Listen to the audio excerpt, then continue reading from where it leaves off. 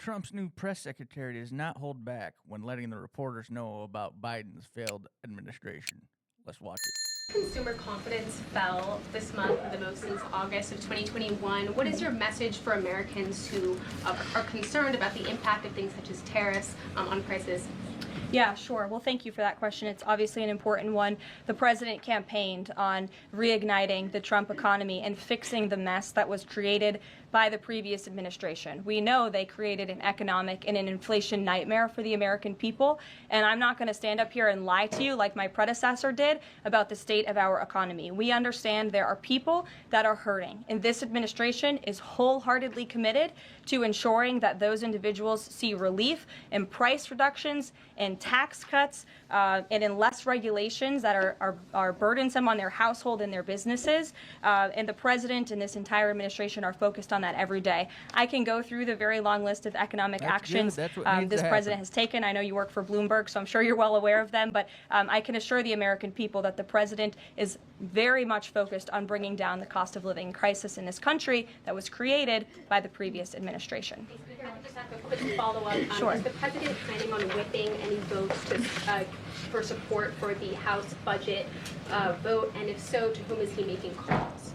I'm not aware of any calls that he has made. I did talk to the president about his position on this just before coming down here, and he said that he's made it very clear to the Hill what his priorities for a budget are. He's said it to the Speaker of the House. He said it to Leader Thune. The Senate and the House know what President Trump wants and know what the American people want. And so he expects Congress to get it done. He's looking at the proposal from the House. He will also be looking at the proposal that I believe the Senate is drafting up as well. Sure. Thank you, Caroline. I have two questions. Does the United States, I'm sorry,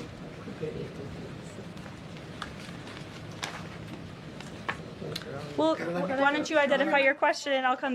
That just goes to show you, like, the Democrats ain't for the American people, which by this point, if you don't know that they're not for the American people, then you must be living under a rock. But they're trying to stop everything he does, and what everything he's doing is for the American people. So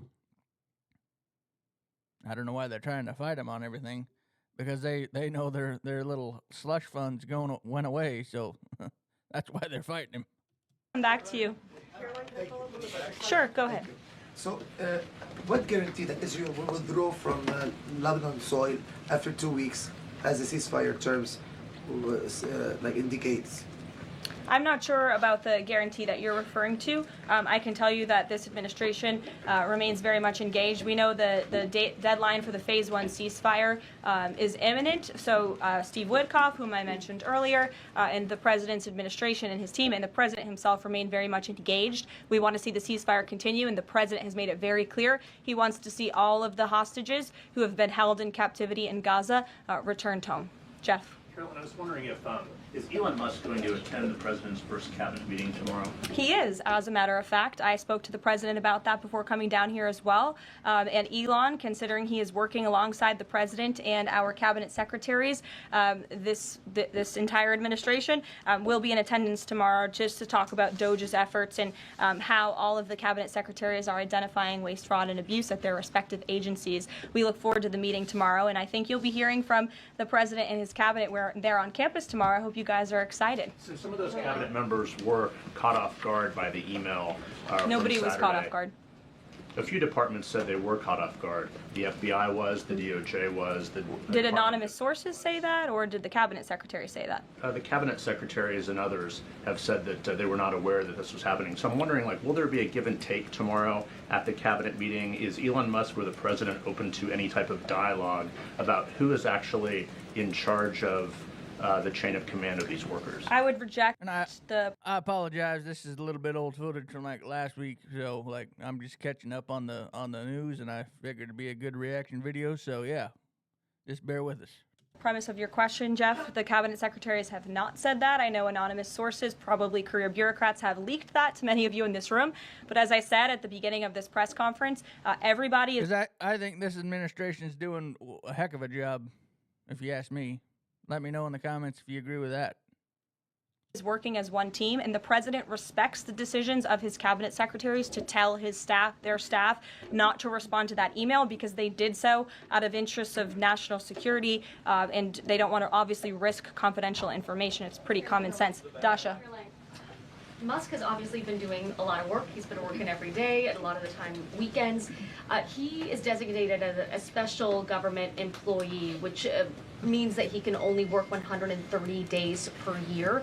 Is the White House expecting him to limit his work to 130 days, or are you going to work around those rules? Do you want to see him extend beyond the 130 So today is February 25th, so I think we've been here about 35 days, roughly. So ask me in another 100 days. Daniel. Caroline, thank you. You opened up with a major announcement from Apple, $500 billion, 20,000 jobs, doubling its advanced manufacturing fund. Yeah. What does that signal that such a global brand would make what it called its largest ever spend commitment just a month into President Trump's second term? What does that signal about his economic vision for the country? President Trump is a deal maker, and he has restored confidence in business leaders around this entire world. Apple is one of the largest companies on the face of the planet. They employ hundreds of thousands of Americans, but the president wants to see more Americans employed, more investments here in the United States of America. And this is another fulfillment of the president's campaign promises. I recall President Trump at his rallies on the campaign telling the world that if and when I am elected, America is going to be back, and we want your investments to be driven onshore. We want you to hire American workers, and you will have the lowest regulatory burden. You want that, or you want the guy you want to have the country run by your grandfather that's just pretty much sleeping in the basement? Like, that's what they wanted because they could get paid off the back end from the Ukraine war and everything else, which is just good on their part. They thought they'd get away with it, but it's all over now. The lowest tax cuts, and the president has already proven he's committed to slashing regulation. He's counting on Congress to implement those tax cuts. And so people are encouraged by the president's, again, as Tim Cook called it, they're bullish about American innovation because of the leadership of this president. And it's a stark contrast to the leadership of the previous administration, Joe Biden, who I don't think spent any time trying to recruit any investments or jobs here at home. Mary.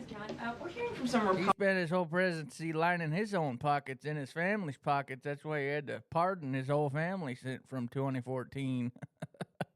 Republicans who are voicing concerns about how these cuts are being carried out. Congressman McCormick, a Republican from Georgia, tells us he's worried it's too rapid for real people to adapt to. And he says he's concerned that it could come off as discompassionate, in his words, that it could risk undercutting the strong message that he feels you're trying to send about the need to cut government waste. Well, I think that was one comment from one senator, and I think, as I cited in my opening remarks in the poll, the most important people are the American people, and 77% of Americans at home support a full investigation into the waste, fraud, and abuse that the federal government has been spending their tax dollars on. So that's the people the president cares about most, and that's why we're fulfilling this pledge. And again, it should come as no secret to anybody. The president campaigned on doing this. The president yesterday said if you don't respond to this email, you will be fired or semi-fired. What does he mean by that? Again, I've been asked to answer this question 3 times now. It is semi-fired. But it's in the memo. The president again has entrusted his cabinet secretaries to oversee their workforce. That's why he nominated them to be cabinet secretaries, and so federal workers can be directed to their agency leadership. Sure. Great, thanks, Caroline. I wanted to ask about a federal judge yesterday was saying that they didn't know who the Doge administrator was and was asking the lawyer for the administration who it was, and the lawyer responded, I don't know the answer to that. Can you tell us who the administrator of Doge is? Again, I've been asked and answered this question. Elon Musk is overseeing Doge. No, Elon Musk is a special government employee, which I've also been asked and have answered that question as well.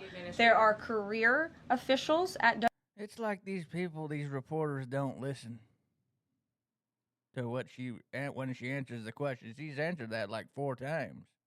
Doge. There are political appointees at Doge. I'm not going to reveal the name of that individual from. It's like their children. They just want to hear whatever they want to hear. This podium, I'm happy to follow up and provide that to you, but we've been incredibly transparent about the way that DOJ is working. If I could just add John. about the Republican budget. Thanks a lot, Caroline. Since your last briefing, there have been some personnel moves that have been announced by the president, and I wanted to ask you about them. One was the president replacing the chairman of the Joint Chiefs of Staff, General C.Q. Brown Jr. What was the reason for the president naming a replacement for General Brown? And then I'll follow up with another personnel announcement that's been made over the last few days. He thinks he's doing a bad job, and it's time for a shakeup at the Pentagon. They failed 7 audits in a row. The trust in our United States military amongst the war fighters is low. The president is shaking up the Pentagon and the Department of Defense, of course, with Secretary Hegseth leading, and he has the right to do that. It's actually quite common from administration to administration to do such a thing. The president, when he swore him in as the Chief of Staff for the Air Force, called him a great man and a great gentleman. Does he distance himself from the remarks that he made back in August of 2020? I think replacing him speaks for itself. And then James. There's one other one, if I'm sorry. Thank you. On the FBI, the president also announced a new deputy director of the FBI, Dan Bongino.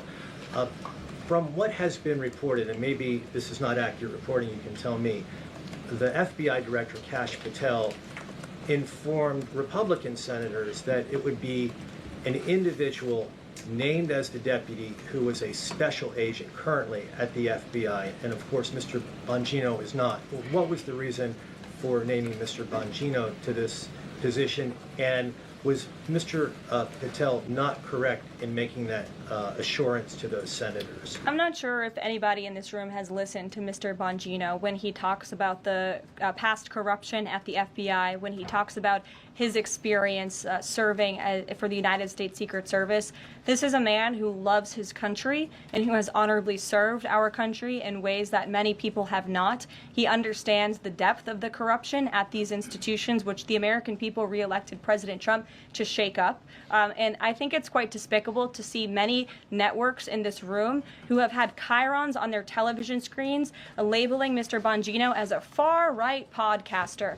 He is not. He is a former law enforcement agent. He is a former Secret Service agent who put his life on the line to protect this country, and that is why the President of the United States has entrusted him for this important role. He's also an outsider to this Washington swamp, and we often see that when outsiders are appointed to such coveted positions, a lot of people in this city get very, very nervous, and they should be, because Dan Bongino and Kash Patel and Attorney General Bondi are focused on rooting out the corruption at these agencies and ending the weaponization of government once and for all.